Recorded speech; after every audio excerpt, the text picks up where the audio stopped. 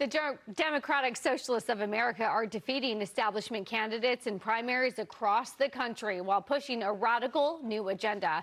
Griff spoke to one of the group's leaders here in New York City. Listen. Do you really believe in open borders and not having deportations? That's just incredibly contrary to law enforcement and security. America has a really long history of welcoming working class immigrants. My grandmother and her mother came through Ellis Island and worked from Germany and worked as seamstresses. I mean, we believe that criminal illegal aliens in the country, don't they need to be removed? We believe that demilitarizing the border, that violent oppression of working class immigrants who come here is not something that most Americans want. Didn't answer the question there.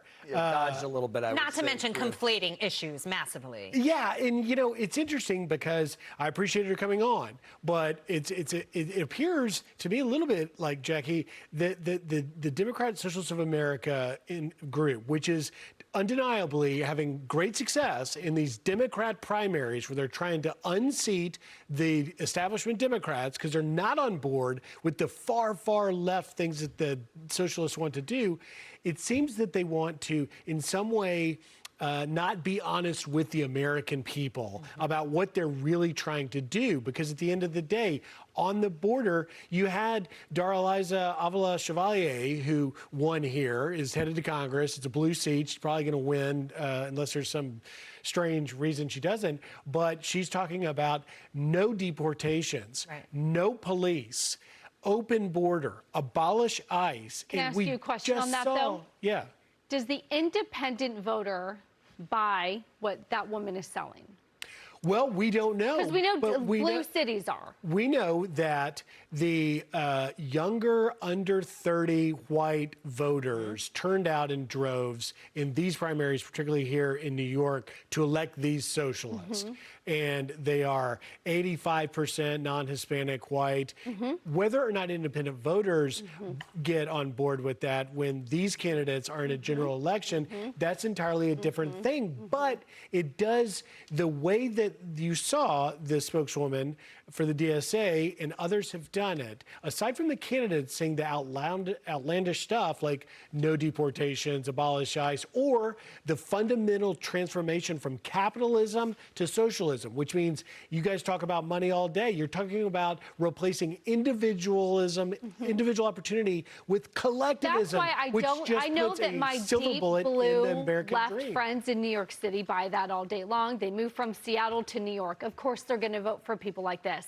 But I don't think, Brian, the independent voter is going to be okay knowing that they're going to be doing the warmth of collectivism. That is not in the blood of Americans. She reminds me of those people who vetted Graham Plattner. Yeah, kind of giggly, laughing. See, you know what they do? I just say this. They just make up stories. These guys don't deal with reality. They make up narratives. They made up the Graham Plattner narrative, right? He's this instead of this. Joe Biden's this instead of this. Their border policy is this instead of that. They live in fairy tale land on a whole layer of dimension, and that's all they do, and they just hope that you can't think critically enough to say you're making up a story, you're not telling me about reality, except I feel like I was just listening to a young woman who was in a college classroom right there trying to answer a question. It's all activism. None of it is executing things that work in the real world. She's talking about working class immigrants that came through Ellis Island. And I don't think there's anybody in this country that doesn't have some link to an immigrant that came here legally. And that is why we were all here.